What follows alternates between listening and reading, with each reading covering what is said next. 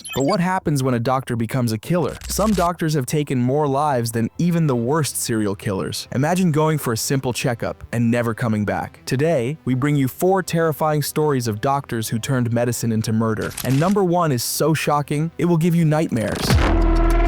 4. Dr. Harold Shipman, the Angel of Death. Dr. Harold Shipman was a British doctor. He looked like a kind neighborhood doctor, but inside, he was a murderer. He killed more than 200 patients by giving them deadly injections of diamorphine. These were people who trusted him completely. The scariest part, he also forged their wills to steal their money. One of his victims was 81-year-old Gladys, who loved gardening. Shipman killed her and changed her will to take her money. He continued this for 20 years until a suspicious daughter of one of his victims exposed him. Question for you: Shipman fooled everyone for 20 years. Should all sudden deaths be investigated? Comment below. But the next doctor on this list is even worse. Number 3. Dr. Josef Mengele, the Nazi Angel of Death. Dr. Josef Mengele worked in Auschwitz, the Nazi death camp. He was not a doctor who saved lives. He was a monster who did experiments on people. He tortured twins, injected chemicals into their eyes to change their color, and even tried to stitch them together. The most horrifying thing, one day, he injected poison into a twin's heart, just to see how long the other twin would survive without him. Mengele decided with a simple hand gesture who would live and who would die. The screams of children echoed in the camp, but no one came to help. After World War II, he escaped justice and lived secretly in Brazil until he died in 1979. Did you know? One survivor, Eva Moses Kaur, spent her life telling the world about Mengele's crimes. Question: if Mengele was caught alive, should he have been executed? Yes or no? Number 2. Dr. Michael Swango, the poison doctor. Dr. Michael Swango brought death wherever he went. He worked in different hospitals, poisoning his patients. But the shocking part, he also poisoned his own colleagues, just to watch them suffer. One of his victims was a nurse named Susan. She drank a juice he gave her, and within 2 hours, she was dead. He is suspected of killing at least 60 people, but the real number may be much higher. He was caught years later,